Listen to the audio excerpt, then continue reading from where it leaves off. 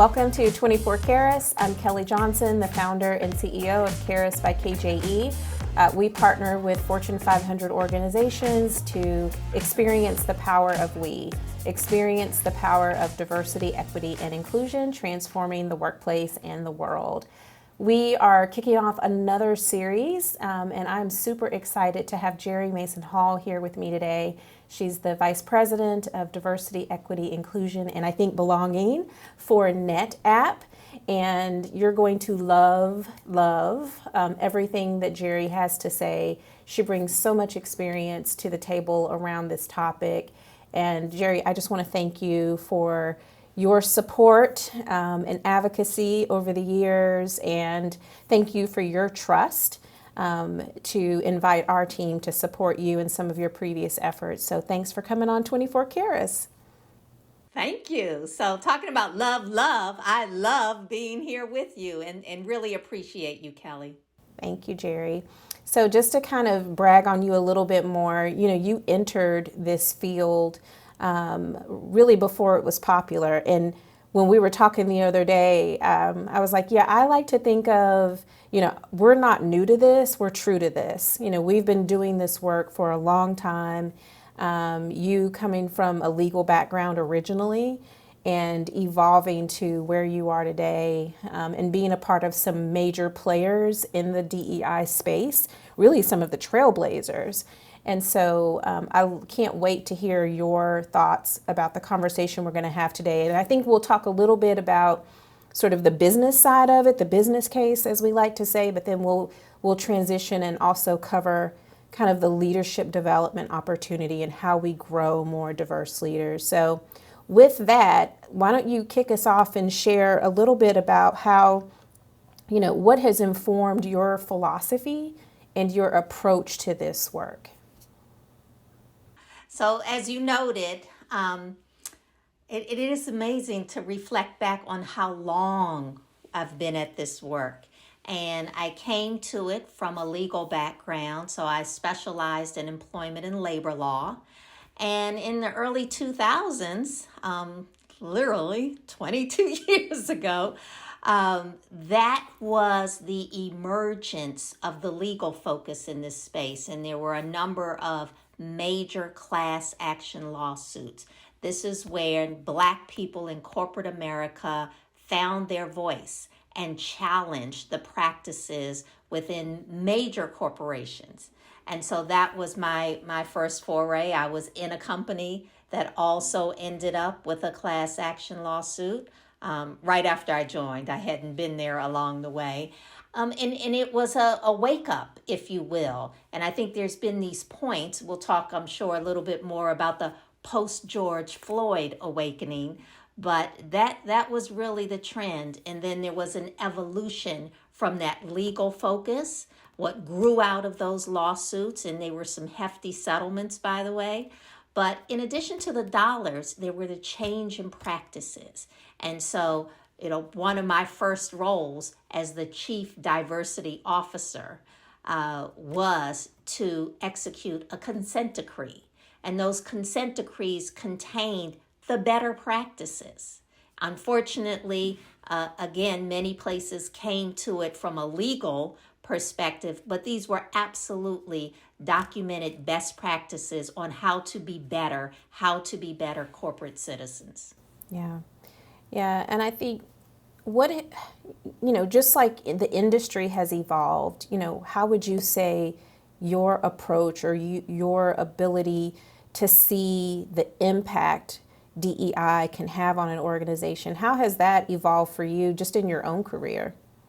Yeah, so I mean, just the title alone, as I said, I started as the Chief Diversity Officer. It was all about representation. It was the increased representation. And, as I said, it was Black people who said, we're not getting a fair chance. We're not getting an opportunity. And so there should be more of us in the organization, but we're not being hired, we're not being promoted, etc. So once we started with that work, increasing the representation, then it became very clear, that's a great start. But if you're not creating an inclusive environment, so that's where we started getting the D and the I, And sure enough, my next title was Chief Diversity and Inclusion Officer. And so we recognize you can't bring people in and then ask them to assimilate or change, and lose their authenticity, the very reason we want to bring those differences into the organization. And so from there, the focus became also, but are we being equitable? Right? We don't have to be the same. So that's where you ended up with the DEI. And now, as you noted, my current title reflects the emphasis on belonging. So when you do all of those things together, you have the representation, you're creating the inclusive environment, you have equitable practices and processes, you will in fact have an organization that has a sense of belonging and it is inviting. People want to be there, they feel they belong, and they can thrive. Yeah.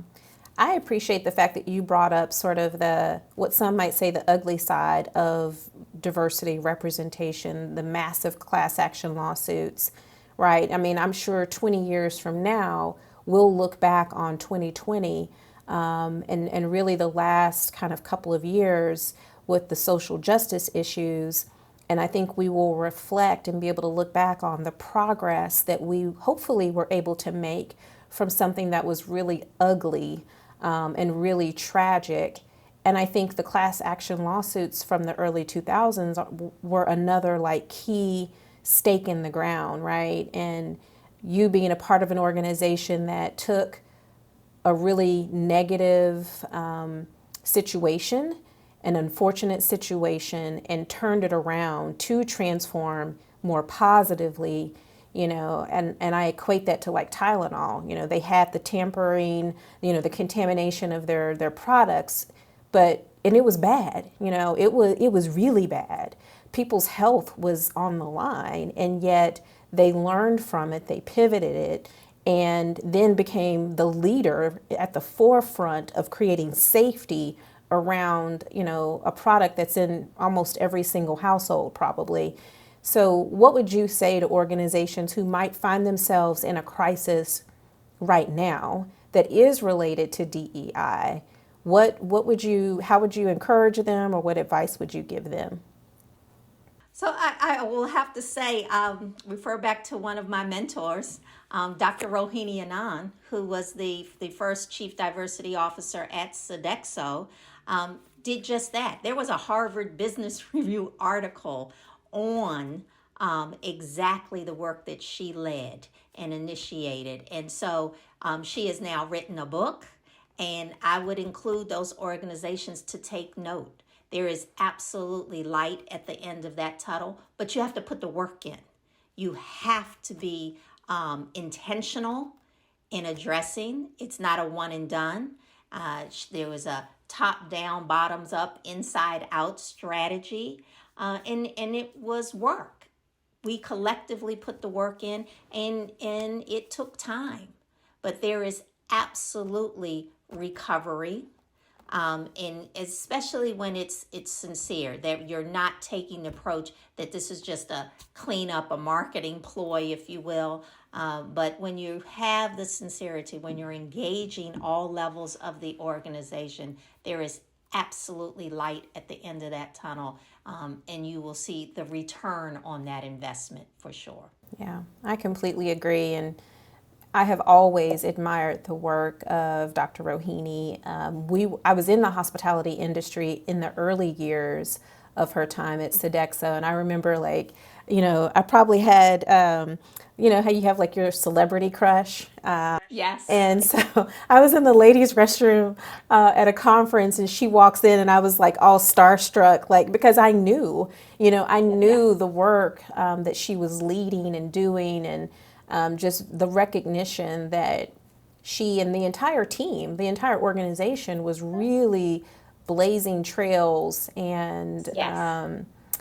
it's almost like sort of cutting teeth, but not having a playbook, right? Like literally flying the ship and building it at the same time. So just tremendous work. She led that, and she wrote the playbook now, and so that's the gift. Yes. Her recent book is the gift. to follow. And to be quite honest, I encourage a lot of novices. Let's start here. I'm happy to mentor and develop others, but let's start with this foundation because she's written the playbook Yeah, yeah, and excellent done it work. well. Very well, extremely well. So let's talk a little bit about, there's become this trend where investors and shareholders are really starting to pay attention to diversity, equity, inclusion, and the impact of a culture of belonging. What are you seeing that organizations and investors, more specifically, are really starting to pay attention to from a bottom line impact? Yeah, there are absolute statements where they're making very clear that we're looking at the complement of your board. If it's not diverse, if you don't have both the gender and ethnic diversity on your board, that there's a check mark right there. These are clear statements from numerous investing groups, and not just that, but there's analysis on a daily basis of the ESG reports. And so this falls within the big S of the ESG, right? And so it really is top of mind because they have an appreciation for why this is meaningful. And so for those organizations that are doing B2C, working with consumers are demanding and they will boycott, they will reject, they will not buy your products. And even if you're B2B, those who are buying and you're negotiating with, all of those teams, they want to understand your values. They want to do business with good corporate citizens. So all of these things matter. How are you showing up as an organization? And then, of course, there's your workforce. It is a really hard market right now. The war for talent is real. People have so many options. And so it absolutely is a candidate's market. Yes. Just like we talk about the housing market, it is a candidate's market right now, and they will challenge. We see it in our interviewing process. They'll like, well, tell us about your executive team. I've done my research. I see what your board looks like.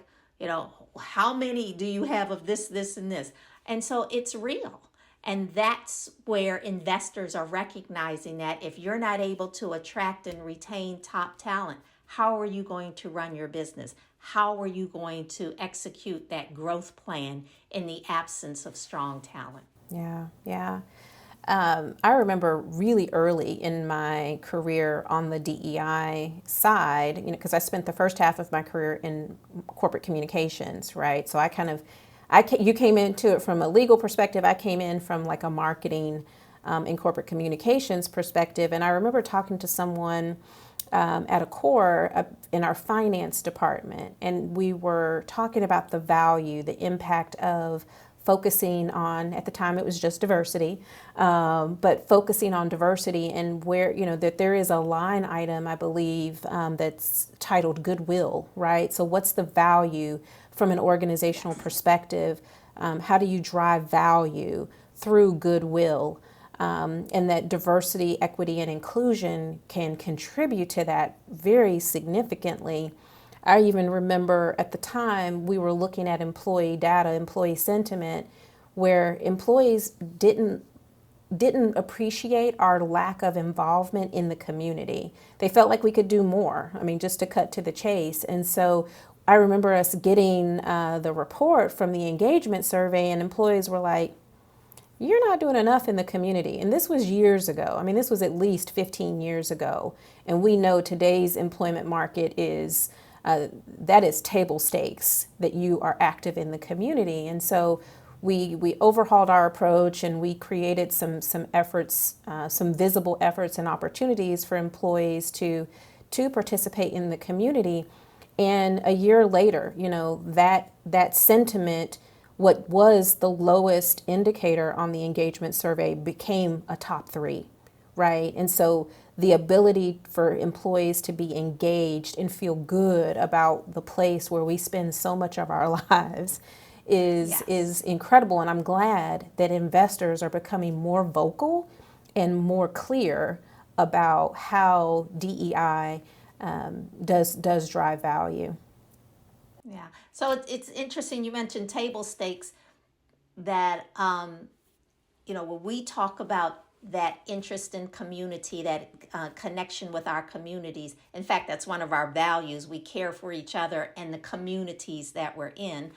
But the competitiveness in the market where, candidates are coming in and say, well, do I get time off for volunteerism? Do you support? These are my issues I am committed to, and I'd like to spend the time volunteering, and I'd like to engage my team in doing the same. And we already do that. Yeah. We absolutely. You have the time off. We encourage in teams. I'm based in Washington, D.C., and we support the Capital Area Food Bank. And we go together as a team and do that work. And it's also a bonding opportunity. Yeah. And you're giving back to the community. But that, again, that was new, as you mentioned, 10, 15 years ago. Now it's table stakes. It's an absolute expectation. And I'm very proud of the work that we do with our volunteerism. Yeah, it's funny. I didn't know that about we care about each other in our community, that being your value, because, at Caris, we say that Caris cares. And even as a boutique firm, we have scheduled kind of quarterly volunteer outreach, and even as a boutique smaller team, I mean, it's a part of our culture, part of our values, and it's an expectation, and it's something that we look forward to. So it's absolutely a principle or a value that organizations of any size, if you want to take anything away from this conversation that we're about to wrap up, I mean, getting involved in the community and showing that you care about the community and you care about what your employees care about, you don't need a huge budget for that. And anyone can make an impact, any organization can make an impact in that space. So, Gerri, this has been great. We're going to continue the conversation, so everyone stay tuned. Gerri is coming back, and we're going to keep talking about the impact of DEI, as well as you'll certainly want to be a part of our conversation when we talk about growing diverse leaders. So thank you, Gerri. Hang tight, and we'll be back in just a moment.